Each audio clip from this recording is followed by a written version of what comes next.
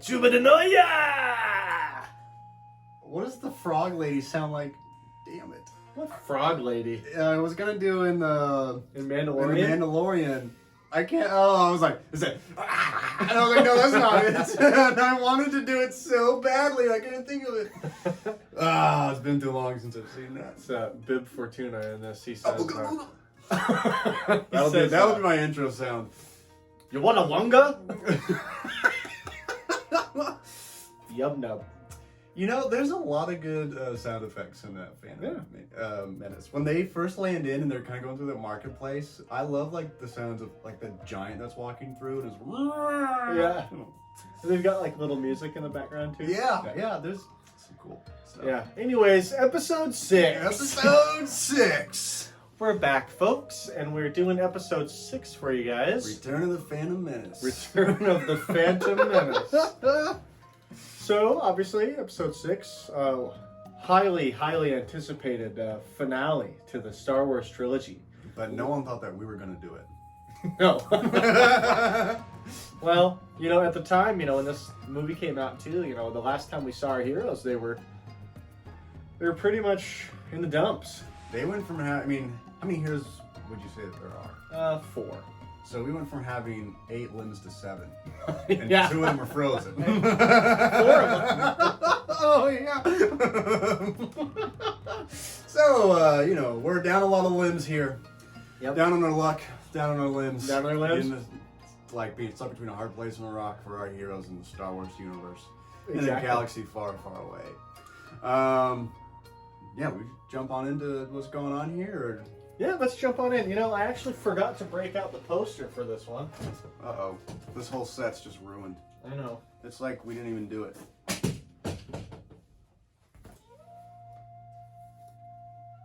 Just hold that the whole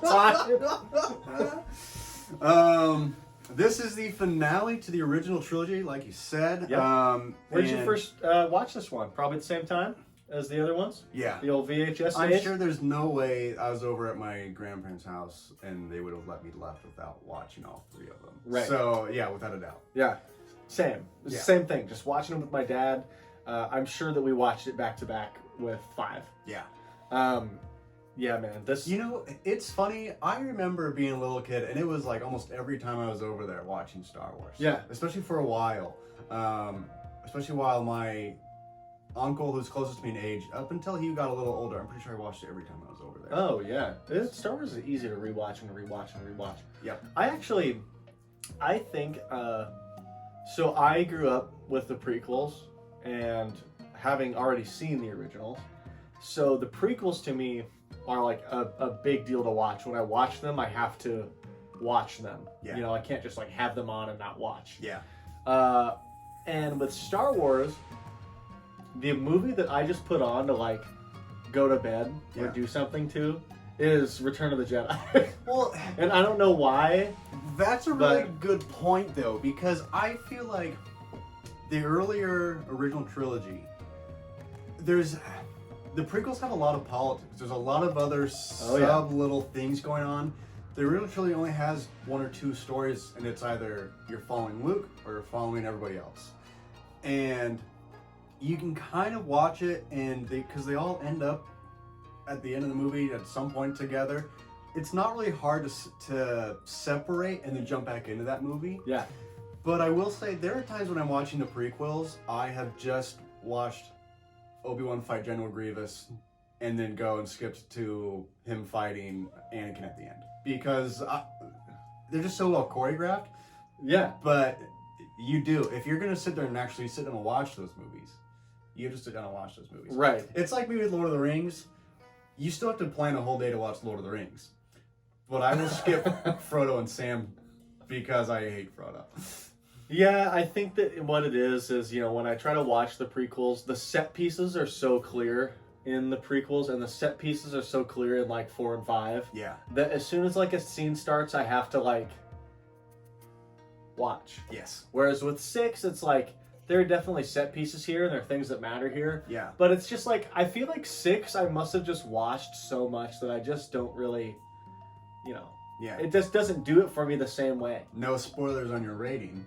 That wouldn't really inform my rating. I okay. just think that's an interesting thing that like whenever I just want to put on a Star Wars movie to do nothing to and like do other shit in the house, it'll be Return of the Jedi. Okay, yeah. And I don't know why. You know, well, let's jump into this then. I think, you know, the major parts of this movie are a little more difficult than the other ones. Yeah. We were talking a little bit before this about how to break down the scope of this movie, and it's more difficult than 4 and 5. Yeah. 4 and 5 is like, okay, Hoth, space, Dagobah, you know.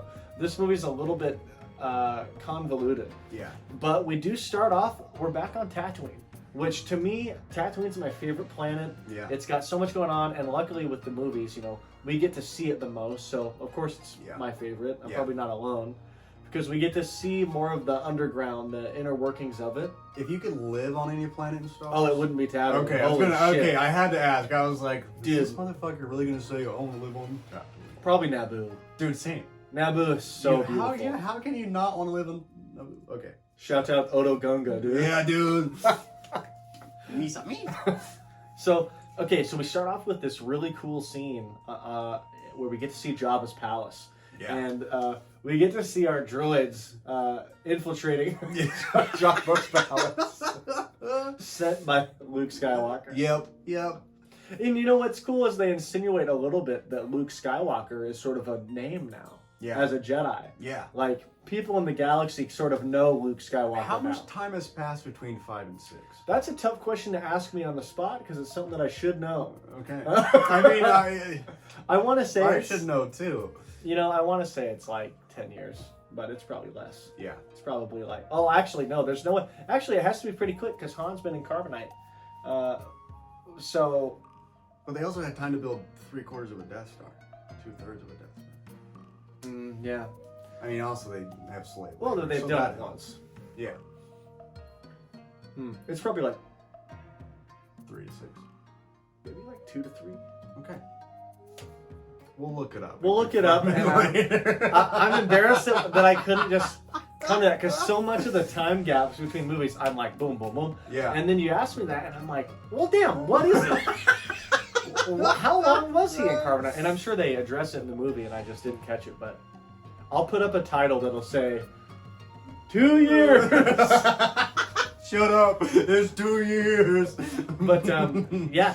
So basically, the idea here is, you know, Luke is trying to convince Jabba to let Han go. They're trying to rescue their friend. Yeah. And we've got kind of undercover Lando here. Yeah. And that's kind of fun. Yeah. Because, you know, you think he's kind of this crazy, you know, crazy type. You're right.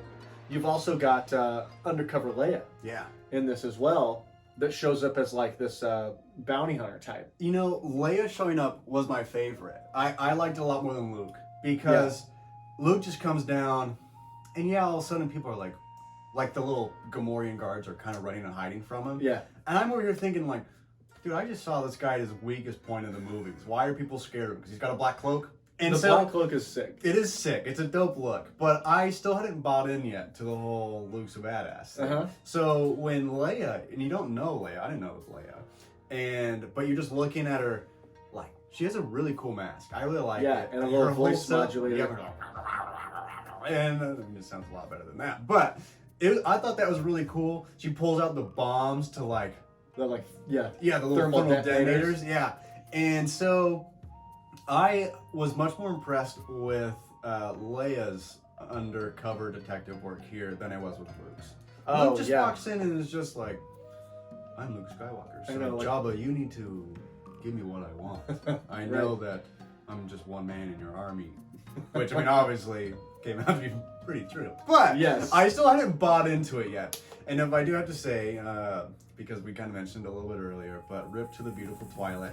Yes. Who had to get suffered the fate of what do they call the big monster now? God damn you, Gary. I know all of this. And I Rancor, there we go. Rancor. And I feel bad for the owner of the Rancor. Dude, I do too.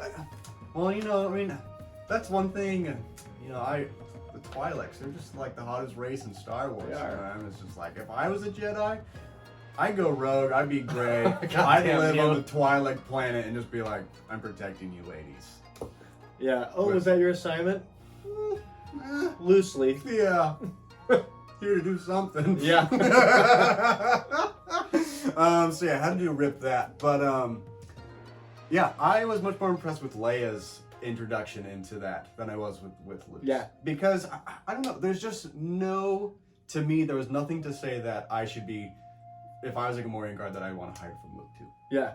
So that was my only gripe on that. I actually think that the intro to this movie is maybe my favorite part of the movie, just because we get the good comedic moments with the droids. I was about to say, it just brings you right back into the universe. You got Tatooine, you've got the Gamorrean guards are freaking cool. It reminds me of in Mandalorian when those two guards are just sitting there bullshitting on their speeders together. That's what you have with R2 and C-3PO trying to figure out how to get in this gate. And this other robot comes out of the door and is like, and they're like, what does that mean? And so I love the introduction to this. It was because the previous two are straight into the action. And this one's kind of mysterious. You see this big, dark, menacing. It's not Imperial menacing, but you still see this giant fortress of Jabba's palace. Yeah. You're just sort of like, I don't know what's in there, but obviously it's something pretty powerful. And then you see like the two most weakest things, 3PO and who's really both of them, both the weakest. I actually really like R2. I'm not a big 3PO fan. Yeah. Just trying to get in. You're like, this would be like watching two Jar Jars trying to get in. Exactly.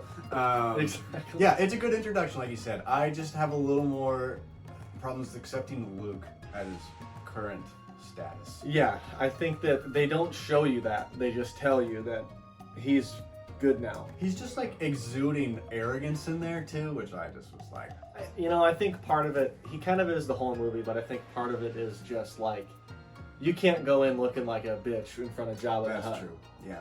You've got to at least act the part. To see if it works. Yeah, that's true. I like the mystery of the bounty hunter that ends up being Leia. I like, Luke with the dark cloak.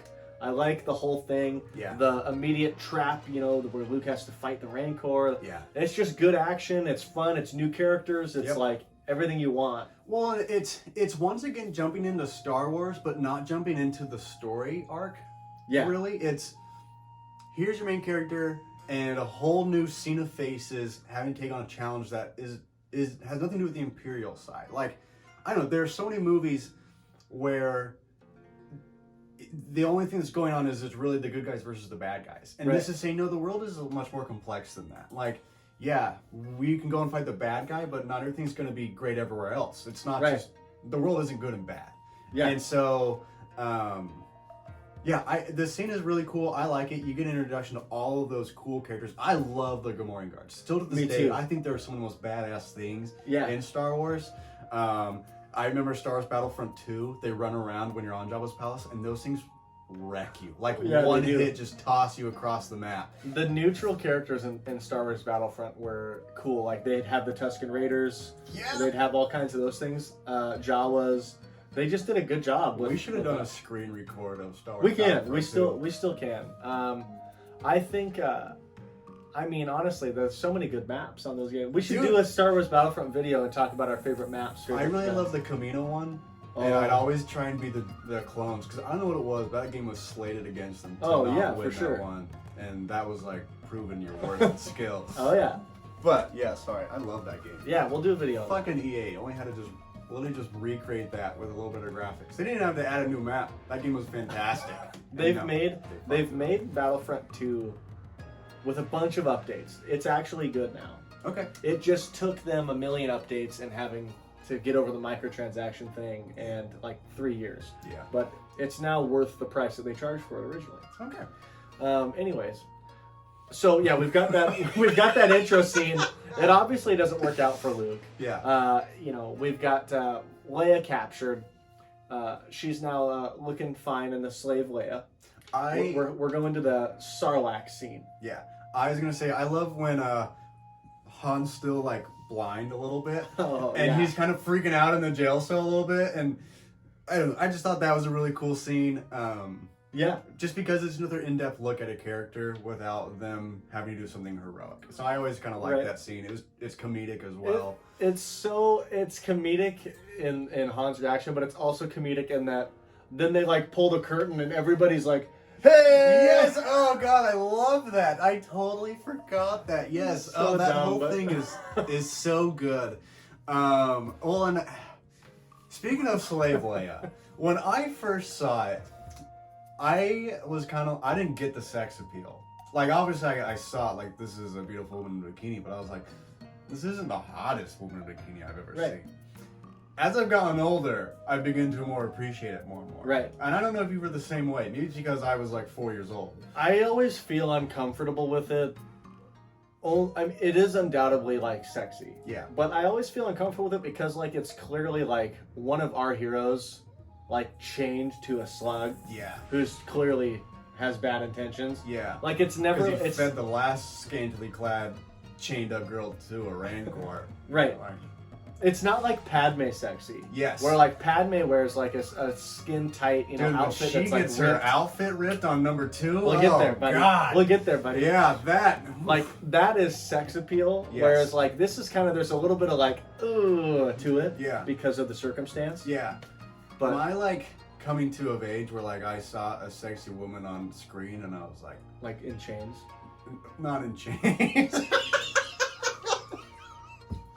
like in chains, like no, not in chains. To a slug. But just that's what I knew. I want to be a slug when I grow up with a chained woman. I am the wrong species.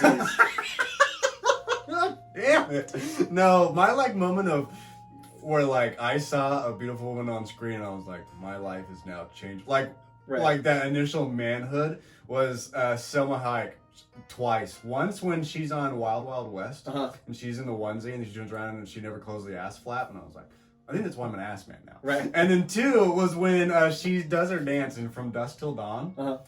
That to me is like #1 high rated porn video and it doesn't even show anything. It has Quentin Tarantino's like foot fetish in it and I'm just like, I don't dig it, but like I'll be coming back. Yeah. We'll pause and rewind a couple times. Yeah. But it's weird because I'm sure Slave Leia was like that. Oh, for fuck yeah, every dude. teenage boy in the 80s. Oh, for sure. Yeah, 100%. So, but it's weird because like you and I had just said, we didn't get it. No, especially when I was little, definitely no. Yeah. You just know that that's a character. It's funny. I have seen pictures of her because that was filmed in Tanzania or Tunisia. Okay, yeah. I was like, it's either one of those T's. Because when they're at like a beach there, and they end up just kind of like taking pictures over there at the beach, and she's in just like the water, just happy and smiling, and I'm like, that to me is when I'm like, oh, she looks fucking beautiful. And maybe it's because you actually just see a happy Leia in a sexy outfit instead of just this like, I'm a sex slave Leia. I'm like, so the cardboard cutouts that I have of the Jabba that you guys have seen on camera before, and then Vader are from the special editions. Yeah. And they made one of Slave Leia, and I've tried to get it on eBay, and it bids so high and goes so fast, and it's like, it would be a good one to add to the guy's room. Yeah. It's just really hard to find. Yeah. Unfortunately. Right, so Sarlacc pit. Anyways, the Sarlacc pit. Get there? No. Thank you for backtracking because we didn't talk that they had rescued Han from the. They'd freed him from the carbonite, and he's alive. Yeah. Because that was one of the big questions from the last movie: is would he even survive this? Yeah. So we know he's alive, which is also cool because we tie back into Han's roots, and because we met him this way on this planet, but we never really we don't really know a whole lot about him. Yeah, we're tying up the Jabba thing with Han. Yeah. Well, and we finally get to see Boba Fett. Oh, well, yeah. Yeah, so, Boba Fett. So we'll see him meet his end here as well. God. Unfortunately. Fucking lamest end.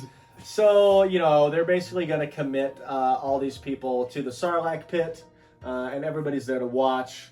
R2-D2's over there serving drinks. Yes, I love that. I love his little drink tray. That's so great. So, they kind of have this plan. R2 launches into this plan that helps Leia sort of choke out Jabba, and everything's going to shit, and Luke, touches Boba Fett. He flies off into oblivion. I hate that. It's so dumb. I hate that. But we see Luke's green lightsaber, Yes. which is very cool. Yeah. The practical reason was the blue didn't work with Tatooine's blue sky. And so when they were doing it in post, you couldn't see it good enough. So they switched to green. And it's just funny that decision created this whole like, well, we can have multiple colors and like they all mean something, and you know. That's wild. That blows my mind. Yeah. Because I always thought George was just like, no, green means you're like really forced. You're like strong. Yeah. Well, and blues are for like you're good with a sword. And that's what you would think even through like episode 1. Because Qui-Gon has green, Obi-Wan has blue, and he's young. That blows my mind. So yeah, you would think that. Because I think I knew that looking at it. Or if anything, when I saw the change in lightsaber color, it was like a graduation symbol of him now moving into this other era. And to me, I was much more accepting of that than accepting badass Luke walking through. I was like, oh, he's got a new lightsaber. His new lightsaber is beautiful, by the way. Yeah, that kind of chrome and black with gold. Yeah. Really cool. And so I really liked that. That's cool. Thank you for telling me that. Yeah, no, seriously. They originally filmed it, and they just do all the lightsaber stuff in post at this time. Yeah. And they had it in blue, and it was just a bitch to see. Yeah. In the sun. Yeah. It just didn't work. It didn't contrast, so they made it green, and it worked really good. Yeah, that's dope. Okay. Yeah. Well, and so what's also funny about that is Luke has this plan, and it kind of goes haywire when the barge gets shot by the deck gun. Yeah. And that's when all of a sudden this beautifully crafted plan becomes a little more adventurous of them trying to figure out what to do. I love when Han gets pushed into the Sarlacc pit, and he's like bitching at the people trying to save him. Right. Instead of being grateful at all, he's just like, help me, what are you guys doing? Like, you idiots. And I love that whole part. That's when you see Lando and see him try and redeem his character. Yes. It's not a total redemption because it's a very small like help to me. And it's like, dude, you still sold us out. Yeah, exactly. But you definitely learn a little more like, okay, he really had his hands tied when he was the last time. We don't get all the details on that in 5, but you can come to imply based on this movie that, he really had no choice but to do that. Yes, no, absolutely. It was, he had to, or he was gonna die. And lose the station. And then you guys would have just been even more over anyways. Yep. And so that's really cool. All the different like bounty hunters there is just really cool to see them. You are introduced to so many species of Star Wars galaxy, because usually you either see Imperials, which are just all helmeted, or you see the Rebels, who are still quite a bit of humans, except for like the fish-looking guy. Yeah, there's like a couple. Akbar. And so I just thought that was super fun. It's another just straight adventure. It's when you first jumped into Star Wars what you were expecting, because 4 and 5 are very adventurous. This whole opening scene of Star Wars is just an adventure. This is like, what's the Planet Treasure, or Treasure Planet, the Disney movie? Like, this is straight like that. Just a fun kind of pirate scene. Yes. Yeah. So I really liked it. Dude, it's really good. I thought this was really fun way to open up kind of this final piece. Yeah. Give us this nice fun intro to set up the characters. We get Han back. We got Luke. He's a badass now. Whatever. Yeah. And here we go. Apparently. So the next kind of pieces that happen, there's kind of 2 things. The heroes sort of return to find out that the Empire's building a new Death Star. Yeah. And that they need to stop it before it gets complete. And then there's the Luke side that I want to jump to with you. Yeah. Where we see Luke return to Yoda for the next piece of his training that he promised. Yeah. And obviously, Yoda passes away. This scene to me, the biggest part about it, not so much was actually Yoda's passing. It was actually seeing Luke's character now interact with Yoda. And their interaction together. Yoda is much more respectful of Luke now. Yeah. And Luke is no longer my biggest issue with Luke, and I'm not a Luke fan. Yeah. Because to me he's always just been a whiny bitch. Yeah. And even in like the original trilogy, I thought he was. The sequel trilogy, I think he is in that one too. They butcher him in that trilogy, in that non-existent. And trilogy. in the non-existent, non-canon, They butcher him in that. Yeah. And so, but this is the first thing that you come and their first interaction, he's very kind of just ungrateful, doesn't want to understand, just not willing to listen or be a student. And now you see Master Luke coming back and just like, I need more. Like, right. I have learned so much, but it's still not enough. And the biggest, obviously the biggest part of that is now Yoda is passing away. And so you're kind of on the fence of like, does Luke have what it takes? But to me, that was the biggest part of Luke's character arc, is that scene. Yeah. Well, there's the idea that they were going to complete his training originally in 5, and Luke wanted to go basically get revenge for his father. Yeah. And so he left, and Yoda was like, all right, well, you're not done. Yeah. He's like, all right, well, I'll be back, I promise. He'll come back without a hand. Yeah. And, there's also the other piece here that's kind of the interesting canon piece where Yoda reveals, like, I forget exactly how it transpires, but there's this idea that Yoda's talking about that involves, even if Luke doesn't work out, there is one more. Yes. Like, we have one more shot. Yes. And you don't know it in that moment, but you know it in post that he's talking about Leia. Yeah. I also wonder, because when Ben Kenobi's talking to Luke earlier, he says Darth Vader's more machine than man. Yeah. And then in the 5th one, you have Luke see himself in Darth Vader's mask. And now he has a robotic hand. Yeah. And so that must have been huge for him and his character that we don't see because it happens between 5 and 6. But he's now one step closer. Like, this is a visual representation of him turning into what he doesn't want to become. Right, and that's why that cave scene is important. Like, that is important to his maturity. Yes. Everything in that last episode that went to shit for him is what makes him appear to be so much stronger in this episode, is like that just mental maturity growth. Yes. Where now he's like, okay, I need to quit screwing around. Yeah. Like, yeah. Exactly. Yeah. So, we just kind of covered that Dagobah scene. Luke is obviously kind of like, well, shoot, he's gone. Yeah. I guess I'll go back to the Rebels. I'm the last Jedi. Yeah. So, boy, that was true. I know. So let's hop to this, plan to destroy the new Death Star. What do you think about a second Death Star? I like it. And it's funny because I absolutely buy a second Death Star.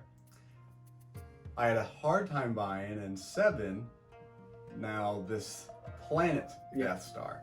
I agree. But we'll get to that in 7 because I actually do have a lot of positive thoughts. Oh, okay. On 7, all right. Well, let's save it. But yeah, I'll save that. But no, I buy it. I like the whole, it's non-functional yet, so we need to get it now. Like, we have waited until they destroyed Alderaan until we actually enacted our plan. We need to be proactive. We need, instead of being reactive, we need to be proactive. We can't just jump planets now. We need to go get this bitch. Well, it's not, in the Empire side, I agree. There's something that is kind of like okay, that they're just going to do the same thing again, and we're going to have the same plot again. And it works because, well, the Death Star is a brilliant idea, and it worked for them. It destroyed a planet. Yeah. So we can do it again. We know where we went wrong. Yes. Let's do it again, and now let's build it somewhere in like this shadow of a planet, and make it shielded. Well, so we can't even be screwed over. Shielded, and it's a completely different way to destroy it. In the first, in the 4th one, it was you have to shoot a torpedo down a tube. This one is you have to fly into the Death Star, into the central core, and then shoot it. This isn't as easy. This isn't a trench run. And that only works because it's not finished. Yes. If this was allowed to be finished, it'd be unbeatable. Yeah. And that is like where it's different. It's different in 6 than it was in 4. In 4, they had a beatable monstrosity. Yeah. In 6, it's like, if we don't stop it now, it's the end of life as we know it. Yeah. And we'll never win. The war's over. Yeah. So it's a big time crunch that I think works really well. Yep. And it's kind of like, fool me once, shame on me. Yeah. And that's kind of like, or however the saying goes. I think I just butchered that. But you know what I mean? It's like, okay, they're going to do the same thing again. I know, right? Yeah, I know. They're gonna do the same thing again, and it's like, okay, I'll accept that this once. Yeah. But then when they do the other movies and they do it again, Yeah. it's like, okay, well, what the fuck are we doing? Yeah. You can't give a pass past this. This is the final pass of the Death Star right here. It just no. I hate to get into 7. No! I know we're not trying to. I won't. I'll save it. I'll save it. I'll pocket it. The longest episodes we will ever do will be on the sequel. Oh yes. Yeah. Yeah, pocket it. Yeah, I'll pocket it. But okay, so we've talked about we've got we're off Tatooine. Luke is Yoda's passed away. He kind of knows his next journey. The heroes have discovered this new Death Star, and they're gonna go take care of it. And what makes this interesting too is the heroes now are all sent to Endor to take down the shield. Yes. They are. The last time they took on the Death Star, they were all in spaceships trying to take it out. Yeah. So this makes that very different because Lando Calrissian is now flying the Millennium Falcon. Right. Like, so this is a completely different scenario too. This isn't Luke and Han taking on the Death Star again. And what we get in this film is a ground war. Yes. And Endor is such a cool planet. And obviously you get to meet the Ewoks. Yeah. And as an owner of a Shih Tzu, I mean, they're basically just bigger standing up Shih Tzus. And you just have to love their adorable faces. Yeah. But I also love how when you first interact with them too, they're very playful. When they interact with Leia, they're still like, and like poking her with the stick. Like, I don't know if I should trust this thing yet. Yeah. So I like all that. The comedy when they think C-3PO is a god. And seeing, Han and Luke about to get roasted until Luke makes 3PO levitate. And that whole thing is just such a cool... Luke is sort of like... He's kind of like letting Han cook a little bit. Yes, yeah. Han is literally over like, 3PO? And Luke just closes his eyes like... All right, he's turning a little pink down there. All right, I'll make him float.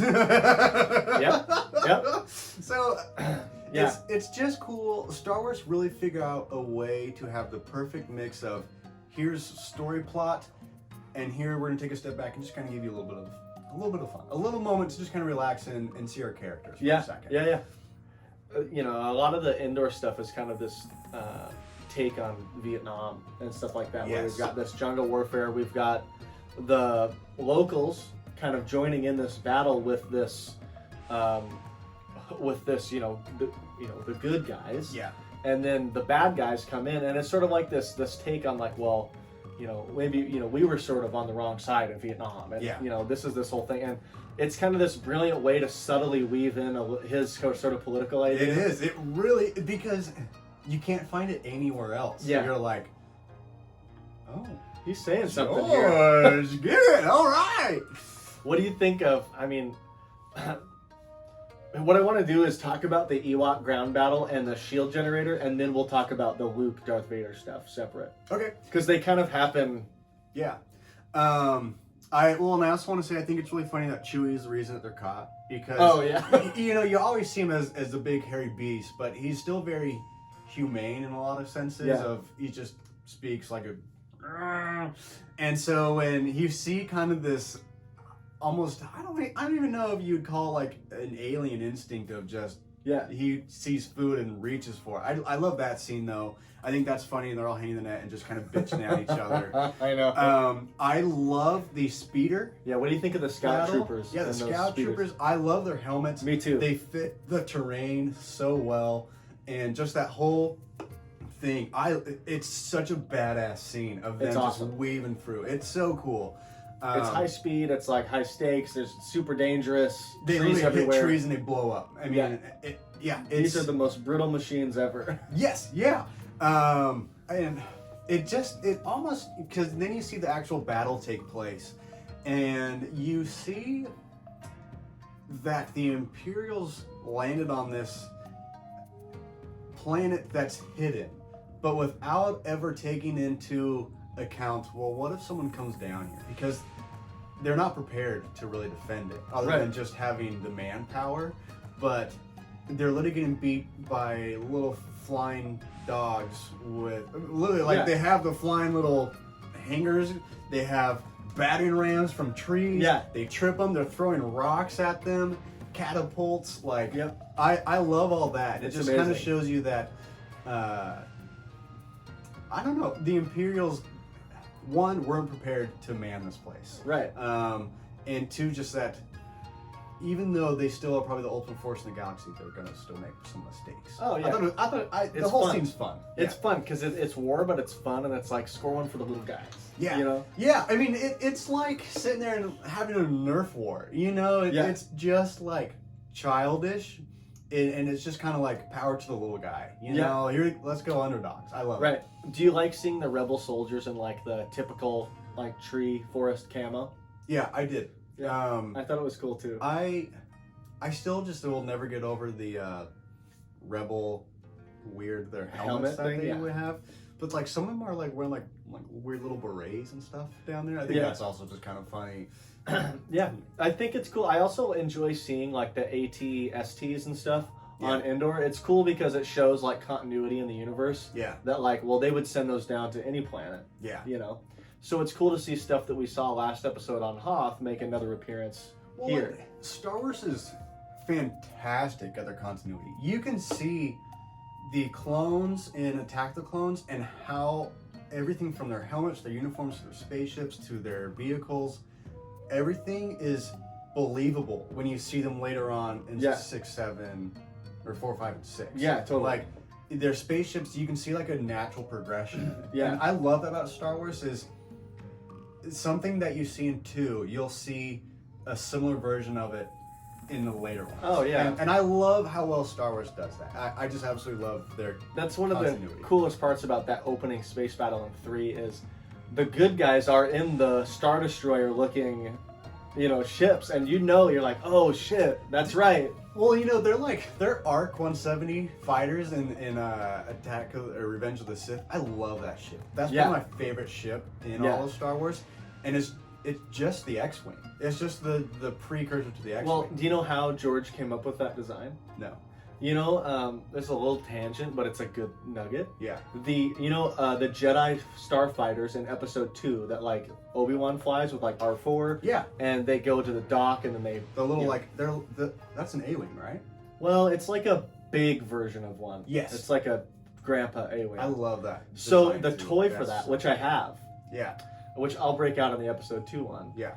You could press a button and the side wings would pop open and it would eject these two side pieces to reveal like the missile launchers, and then you could shoot them. Oh. And George saw the Hasbro toy design Yeah. and was like, that's what we should do for the Episode 3 ships. Really? And so that's why the Episode 3 ships are less of a triangle. They're more like skinny. Yeah. And the wings can break out. And that's Well, based off the toy. I love that, you know, when you see them first fly in and they're like, because they do it in the X-Wings. They do it in the ARC 170 Starfighters and the X-Wings. When they're flying, the wings are together. Yeah. When they go into attack mode, it's open up.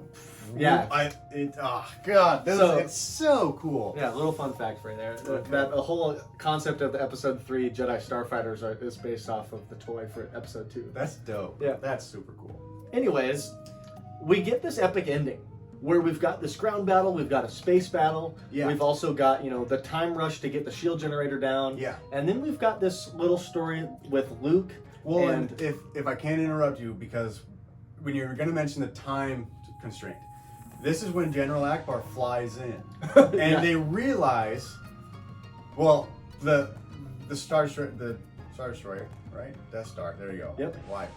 I'm drinking, folks. Shoots one of the rebel ships and just completely obliterates it. Yep. And General Akbar, you get the line, "It's a trap." Yeah, so And so then they're like, bro, we need the shield down now. And even Right. Lando is flying around, and at this point, they can't attack the Death Star. They're just taking on swarms yes. of TIE fighters. So this is what makes it even more a bigger deal down on Endor. Right. The idea is that the Empire hid all of their ships behind, you know, all this. So they didn't appear on radar, they didn't appear on any. So Yeah. the rebels think, okay, we've got these plans, we're going to go fuck them up. But Yeah. in reality, without the shield down, they actually have a full fleet over there and the Death Star. And one thing that we forgot to mention too is the introduction of the Emperor. Oh yeah. In the beginning of this film, That's we right. see that Darth Vader might not be the only big bad in this universe, that he actually has kind of a boss. Yeah. Which is very scary. I had to say just one. I love the Imperial Guards. I'm pretty sure we might have mentioned them earlier in one of our talks. Bright red. I love armor. them. Yes, I have 2 of them as Lego figurines, and they're my favorite Lego figurines. Nice. Like, I love them. I think they're so badass. I hate that the only time you get to see them fight in the entire Star Wars universe is when Yoda walks into face. And, yeah, it's just boom, and they just are done. I'm like, no! I've been waiting 6 movies for these guys to show something cool, and that's what you get. But I love that. But yes, you get this guy, and for the first time you get to see an Imperial side's face. Besides Admiral, is it Tarkin? Tarkin? Yeah. He's like the only other real face you get to see in the Imperial stuff. But you see Sidious, and he's just this half hidden in shadow, these glowing eyes, and just terrifying looking face that's scarred. Yeah. And it's just, okay, if Vader is bad, this guy is infamous. You know, I mean, you can't be more evil than this guy. The way he talks, the way he walks, I mean, he looks like he just floats, and he doesn't give a shit about it. It is straight to business. I mean, it is the most military style life for this guy. He doesn't want to hear any fluff. Give him the answer. Yeah. You know, he doesn't want to hear any excuses. Is it done? Yes or no? It's not, oh, well, we're waiting for the slave Wookiees over on Kashyyyk to get us the medals. He's like, just say fucking no. Yeah. And you're lucky I don't shock your ass right here. Right. Like, I will do it in this dock bay. Like, I don't give a damn. And so, yeah, super cool. Dude, it's awesome because it starts this sort of redemption arc for Vader, where immediately you see him and you start feeling bad for Darth Vader. Yeah. It's like... Well, yeah, because he's treated no different than anyone else on that ship. No. By Sidious. You know, because you always see Vader, he chokes out everyone else. He doesn't care. Yeah, he chokes out his staff. And then you don't think for a second that Sidious would ever second guess doing it to him. Oh, no. So, yeah. Yeah, so... Yeah, just important that we mentioned him, because now we're to the point where, you know, basically, the Emperor has sent Vader down to go take Luke. Yeah. And to bring him to him. Yeah. You know, the Emperor has these ideas that, well, maybe if we can get Luke while he's young like this, you know, the Emperor's thinking, well, he could replace you. Yeah. And I love all the scenes that you get with Sidious when he's overlooking like the space battles, the Death Star. I love those scenes. It's so dark. The room is so dark, and you get to see you get to see all of the menacing Imperial ships in the background. That's really cool. It is. It's really cool to see Luke interact with Darth Vader again. This is completely new. I mean, he's like, he doesn't say it, but you know, he's like, "Hey, Dad, I got a robotic hand now." You know, it's because last time we saw them, they were just, I don't know. It's hard to describe what that last thing was because it is so many different emotions. But this one, they both come in. There's no animosity. They're very mature about it. Yes, exactly. This is just 2 guys riding an elevator together, but like, one of them's handcuffed. Awkward dad, son, haven't seen each other in a while. Yes, it's perfect. And like, you know, Vader even has that line where he's like, "Ooh, I see that you've constructed a new lightsaber," you know? And he kind of remembers, it's almost like he alludes to remembering doing that himself and being like, "Oh, like you're on your way," just like I was. And like, he even ignites it. And doesn't even ever threaten hitting him with it. He's like, "Oh, nice." You know? And like, it's just, there's something kind of interesting about that where you first get this idea that maybe there could be redemption in Darth Vader. And maybe his cause is just. You know? Like, underneath all of that menacing armor, there's still a human inside of it. And now you have the sun to bring that out of you. You know, you have something that everyone in the world can universally say, you know, we love family. Family is important. Whether or not it's blood or not, like, you are always looking for a family that will bring out the best in you. Right. And so you're like, oh, here we see them getting along, awkwardly, but getting along. Acting civil. And we know that Darth Vader is being treated like shit. by Sidious. Yeah. So, Yeah, you know, I want to talk because it'd be tough to break things down as they were cut. yes. But let's just talk about the lightsaber fight Okay. because there's this really great moment where, you know, obviously Luke's faring a little bit better this time, Yeah. slightly, Yeah. and Luke sort of, as the fight starts to go, as he starts to win the advantage, the Emperor is sort of talking shit. Yeah. And he's pissing Luke off. Yeah. He's, you know, he's doing all kinds of shit like that. Luke starts getting a lot more anger in his fighting style. Yeah. And he starts beating down Vader. And Yeah. he even cuts his hand off. Yep. And his machine hand off. Yeah.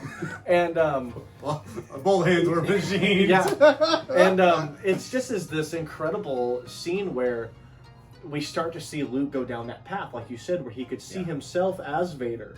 Which is a weird. I think it's so weird in the beginning of the movie when he comes in black robes. I just don't see a Jedi ever saying, "I'm gonna wear black robes." Well, and because then when he comes back, there he is, and isn't he still wearing a little black outfit still? And you're like, well, that folds down. The fold is white. okay, yes, It's white underneath the black. yeah, and so, but that scene is really cool. That fight scene is awesome. Once again, just same with as in 5 when they fight. Very dark backdrop of the scene, and so it's just saber versus saber. Except now you just glowing. have like the Emperor smiling in the background. Yes, and his just antagonizing Luke. And you begin to see that Sidious doesn't care at all for Vader. Like he's really almost done. At this point, you get the sense of, I want Luke to kill Vader, so I can now just make Luke my new apprentice. He can sense, I think, that Vader he's having second thoughts about things. Yeah. And he knows too much. Yeah. And if he can get this new young kid that's from his bloodline, Yeah. great. Yeah. And you know, just to touch a little bit on the black robe, because that's a very like Sith thing. Yeah. When they were filming this movie, the original title for this was Revenge of the Jedi. And Lucas wanted it to be unknown whether Luke would turn to the dark side, whether he would follow. See, like we grew up with it, so we know that he's a good guy. Yeah. But at the time, the idea was, will Luke follow his father's path or his own, or like Yoda's path? Yeah. And so they put him in black robes to kind of be like, Ambiguous. he could go either way. Yeah. And so that's the production reason why he's in black. Okay. I think knowing how they ended it now, they probably wouldn't have done that. But they wanted you to not really know. And they do a convincing job at the end. Yeah. Especially with Luke's getting angry. Yeah, I mean, you can see that entire fight. Luke is calm and collected. He is so mature, and he knows when to attack and when to back off. He's very measured. Yeah, like he's jumping up and like waiting, and he's now talking back with Darth. Yes. And so when all of a sudden he is just beating him down, and you literally see Vader stumble down and hold on to a railing, and then Luke, his face is just wrought with anger and passion, and you're like, oh shit, like this is exactly what Yoda has spent, and Ben Kenobi has been the last 2 movies saying, don't do this. Yeah. And we're seeing it now. So really, really cool moment. It is really cool. And so, essentially what happens is Luke refuses to kill Vader off of the Emperor's request. And so the Emperor starts shocking Luke with the new electric powers that we hadn't seen yet, which are dope. Yeah. And as Luke is just continuing to writhe in pain, it sort of wills Vader to redeem himself. Yeah. And save his son and dispatch of the ultimate evil in the universe. Yeah. I remember watching that. One, like, when he's shocking, when Vader lifts up Sidious, you can see, and maybe, I don't know if this is only on the new ones, but you get to see Vader's skull light up. You see his skeleton. Yeah. Okay, that's what I thought. You see his skeleton light up, and it's kind of cool, because one, it's terrifying. This man is literally being electrocuted. He has smoke coming off of him after he gets done throwing him down the shaft. That's also, you're like, holy shit. 3, you're like, oh wow, there is a human underneath there. This is a father who loves his son. Yeah. But I also remember, and still to this day, I'm like, I can't imagine lifting someone up with one hand. And like, to me, after you get through all those like thoughts of, wow, this is so layered and so deep and so cool and cool special effects thing, like, he lifted up a man with a stub. And like he's weak at that point. Yes! I mean, you could say that he's using the Force a little bit and he's like half machine, but He's getting electrocuted. Yeah. He's got a missing limb. He's still old. He just got beaten in a lightsaber battle, and he's still just like His circuits are fried. yes, exactly. Yeah. So, But yeah, that is an amazing scene. He throws him down the shaft. You get that kind of like force kind of explosion. yeah, You know, and he redeems himself. yep, It's a really cool arc, and you know, he sort of in that way fulfills the prophecy, yeah, right? And so it's this kind of cool climax of 6 movies, Yeah. right? In the meantime, well, I guess, well, let's talk about the conversation. Luke has a conversation with his dad after this, right? yeah, Where his dad is sort of like saved Luke and killed the Emperor, yeah, and his dad is just sort of like, look, I'm done. yeah. You need to save yourself. He's like, take off my helmet so I can see you with my human eyes, Yeah, I love and then that. get the hell off this ship. I love that. Yeah, no, I do too. Well, and that to me, like I said, this 6th movie is Darth Vader's arc too, Yeah. because you get to see his interaction with Sidious. You kind of get a little sympathy for him. Then you see him interact with Luke. You can see that he's still a civil person who cares about his son. He's still a dad. Yeah. Then you see him save his son. You see the human skeleton inside of him. But, you know, you can look at a pile of bones and there's no humanity to it. Right. But then he takes off his mask and you go, oh, there he is. Yeah. There's the man who is the scariest, most well-known villain in cinematic history. Yeah. And there he is. He's a man. Yeah. You know, if Scooby-Doo taught you anything, it was every monster is actually really just a man in a mask. Yeah, exactly. So that seems awesome. I love that, and it's heartbreaking. I remember like feeling bad for him. I'm like, I want Vader to live. Like, he should have time with his son. You know, he's Yeah. got so much that he can give, and I don't know. I like to think that he would get that as a Force ghost. yes, It's because he sort of redeemed himself. I assume that he was able to cross that bridge with the Force Yeah. and become, you know, he essentially fulfilled the prophecy. So Yeah. he gets to become, he lives forever through the Force. And I assume that he was able to clear things up with Obi-Wan and Yeah. thus talk to Luke. yeah, I think that the canon screwed everything up with that. yeah. But in my head canon, that's what happens after 6. Yeah. Well, and I wasn't going to jump into the other ones. I think it's interesting because in the original books that George Lucas wrote, Sidious's ghost still comes back. So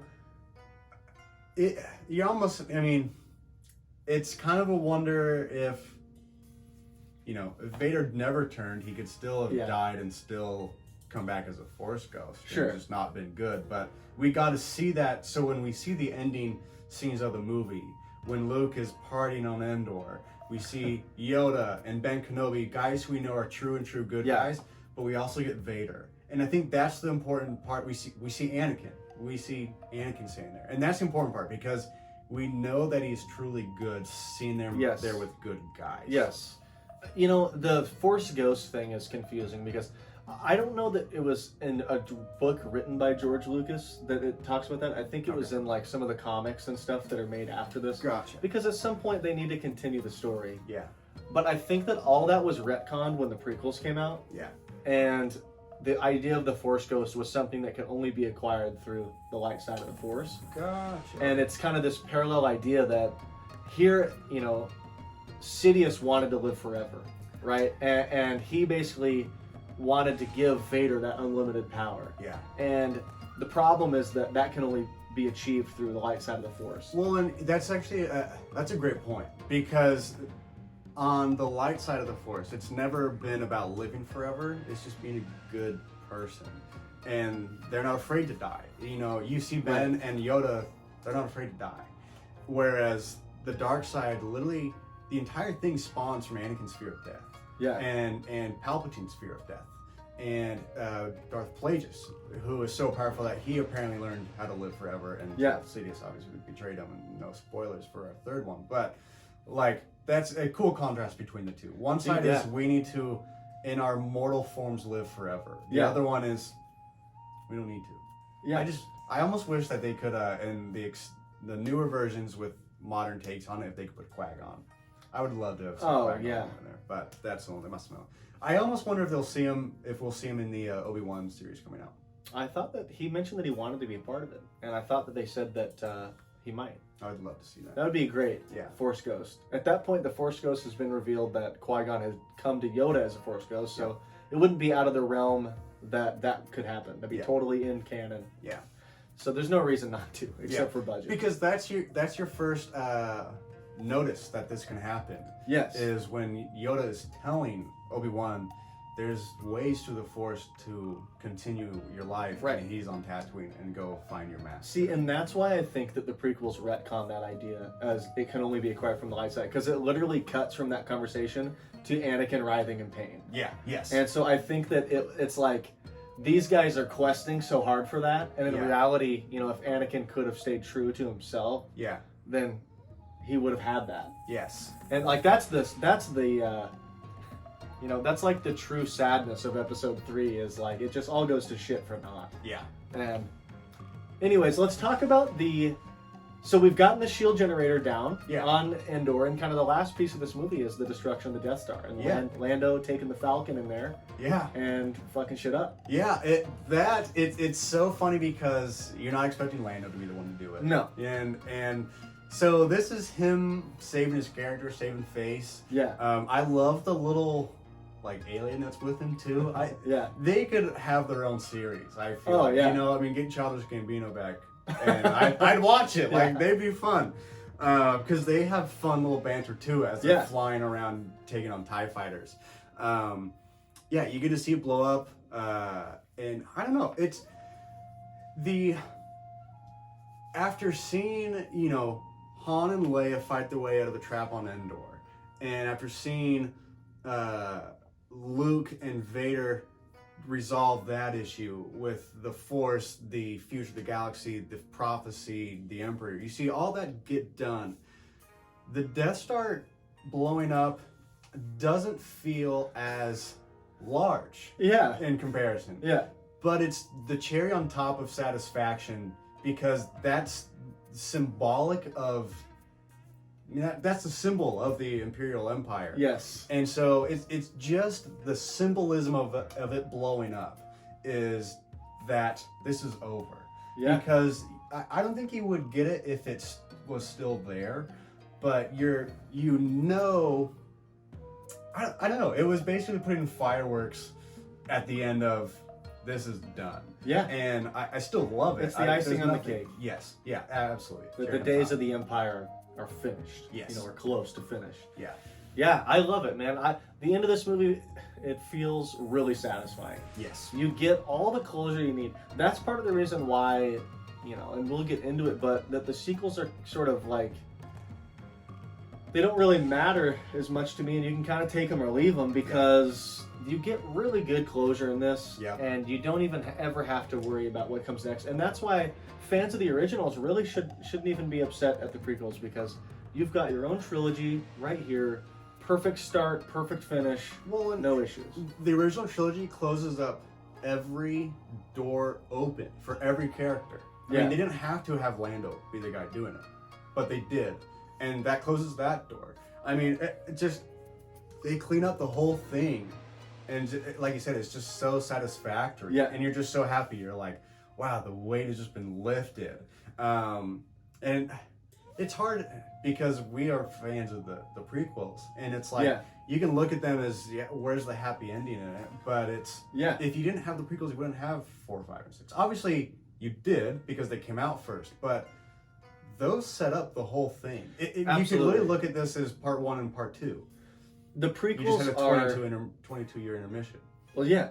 So the prequels are essentially Vader's backstory. Yeah. That's all they are. Yes. It's just Anakin's backstory, so that when you watch 4, 5, and 6, you understand all the context needed to make 6 incredible, 5 and 6 incredible. And that's all they are. Yeah. And I think they do that. Yeah. So you don't have to get too caught up in the minutia of everything. You just got to see them for what they are and have that inform Vader's character, and that's all you need. Yeah. So what would you give this as a rating? Well, I guess, you know what, hold on. We didn't quite talk about the music and effects and stuff. You know, but I just want to say, it's John Williams, and it's the same guys. These guys basically rewrote the book on filmmaking here. Yeah. It's going to be all 10s for me, dog. Yeah. I mean, they kill it with this movie. Well, and you know, they introduced the only part that's really new is on Endor and on the beginning of Jabba's palace. They introduced a few things new here and there, but nothing is like mind-blowingly new. So I mean, I don't even know if there's like a new song. So a lot of the stuff that I think people would consider poor on the effects side are probably additions from the collected versions. Okay. Which is frustrating. They kind of tried to do too much with 6, I think. Yeah. Yeah. No, I mean, like you said, John Williams, you can't find anything wrong with his music. I mean, the guy has done Harry Potter. I'd give his Harry Potter songs a 10 out of 10. Yeah. I mean, he did the Superman theme song, I think, as well. He did Superman, he did Jaws, he did Indiana Jones. He did yeah, exactly. So Jurassic Park. That guy has it figured out. It's a 10 out of 10. He knows, and they know where to place it. They know how to invoke the exact emotion that you are supposed to feel during this, and he does it perfectly. So 10 out of 10. What are you giving the movie as a whole? Return of the Jedi. This is the one that I almost feel kind of lacks a little bit out of the original trilogy the most. But oh fuck. I agree with you, by the way. It's hard because it wraps it all up so well. Yeah. I think I'll give it a 9. It's so well done. I think the biggest thing with it is 4 and 5 are just like fun adventure movies that set up a ton of tension, that build you into it. 6 gets away from it a little bit. Like I said, I'm not completely sold on Luke's character at the beginning of it, but it's also, you look at it and Luke only really ever wins one lightsaber battle. And and so maybe he really isn't that great. And they never really said that he was either. You just are kind of supposed to assume He definitely never did. Yeah, and so it's not totally, I don't know. Obviously I have my issues with Luke. But everyone else is fantastic. I think everything is great. You lose some of those character arcs with like Han and Leia. I think you see a little bit more of their love story come about. I don't know. I think I'd give it a 9. It's hard to point out something that was tremendously bad. There's nothing that stands out. Nothing blaringly terrible. I just didn't get it. It was like, you watch Game of Thrones. 1 through 7 were just this crazy what the hell is going to happen. Yeah. And 8 is, we now have to finally face the fact that this has to end at some time. And 6, I think, is that. We've had fun, 4 and 5. 6 is, okay, we need to finish up this. Not that they had to, but it has to come to an end. You can't have a Walking Dead that just never ends. I don't think it felt rushed. Yeah.